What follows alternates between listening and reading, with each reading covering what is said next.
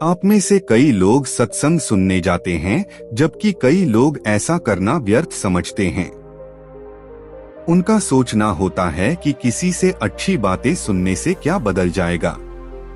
लोग अक्सर ऐसी बातें बड़े बुजुर्गों से भी सुनते हैं, लेकिन वो एक कान से सुनते हैं तो दूसरे कान से निकाल देते हैं। लोग सोचते हैं कि उन बातों को अपने जीवन में लागू करना एक सामान्य व्यक्ति के लिए आसान नहीं होता, और अगर उसके बिना जीवन चल रहा तो इतनी जहमत उठाए कौन।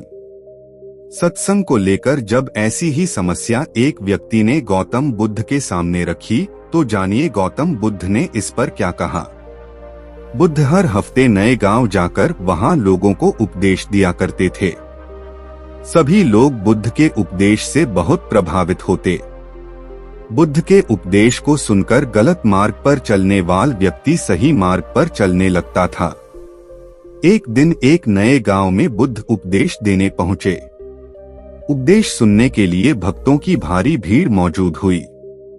उन्हीं भक्तों में एक भक्त ऐसा भी था जो भीड़ कम होने का इंतजार कर रहा था। फिर जैसे ही भीड़ कुछ कम हुई, वह बुद्ध के पास गया और बुद्ध के सामने उसने अपना संशय रखा। उसने बुद्ध से कहा, गुरुजी, आप 3 दिनों से लगातार उपदेश दे रहे हैं।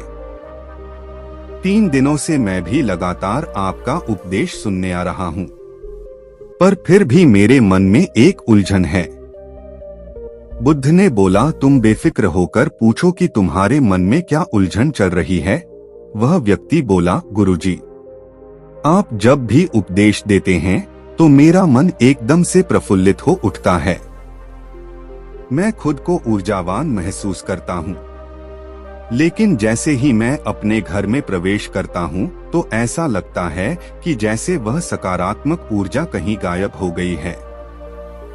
मैं अपने घर पर उन नियमों का पालन नहीं कर पाता जो मुझे करनी चाहिए। घर में प्रवेश करते ही ऐसा क्या बड़ा बदलाव आ जाता है कि आपके उपदेश वहां कोई काम नहीं करते। बुद्ध उसकी व्यक्ति की बात को ध्यानपूर्वक सुन रहे थे।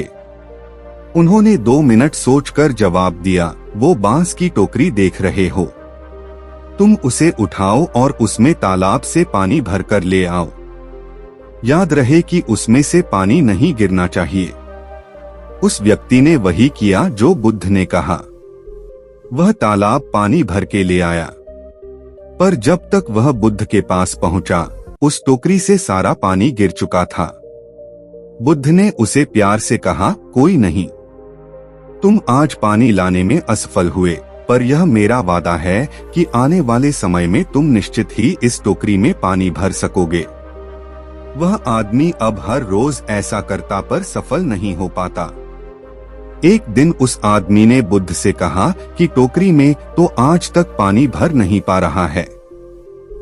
बुद्ध ने इस पर जवाब दिया, वत्स, तुम पहले अच्छे से देखो कि टोकरी को देखकर तुम्हें क्या फर्क नजर आ रहा है। उस व्यक्ति ने टोकरी का अच्छे से निरीक्षण किया और कहा, एक फर्क जरूर नजर आया है। पहले टोकरी के तल में मिट्टी जमा होती थी, अब वह साफ दिखाई देती है। कोई गंदगी नहीं दिखाई देती है और इसके छेद पहले जितने बड़े नहीं रह गए, वे बहुत छोटे हो गए हैं। तब बुद्ध ने उसे समझाया, यदि इसी तरह इसमें पानी निरंतर डालते रहोगे तो कुछ ही दिनों में ये छेद फूलकर बंद हो जाएंगे और टोकरी में पानी भर पाओगे। इसी प्रकार जो निरंतर सत्संग करते हैं, उनका मन एक दिन अवश्य निर्मल हो जाता है, अवगुणों के छिद्र भरने लगते हैं और गुणों का जल भरने लगता है। अब उस व्यक्ति को सत्संग का असली महत्व समझ आ चुका था। बुद्ध की यह कहानी साधारण लग सकती है, लेकिन इसमें जीवन की एक बड़ी सीख छिपी है, जिसे हम अक्सर नजरअंदाज करके चलते हैं, जबकि यह हमारे जीवन को बड़े स्तर पर प्रभावित करता है। वह सीख है अच्छी संगति रखना, अच्छी सोच और अच्छे लोगों के संपर्क में रहना। आपने वो दोहा सुना होगा, संगति से गुण होत है, संगति से गुण जा।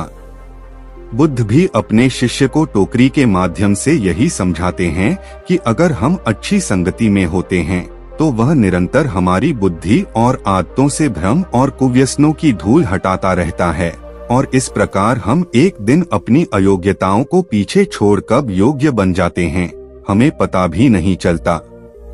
इसलिए अगर बिना किसी विशेष मेहनत के अपनी कमियों को दूर करना हो, अच्छी संगति बनानी चाहिए और बुरी सोच, बुरी संगति से दूर रहना चाहिए।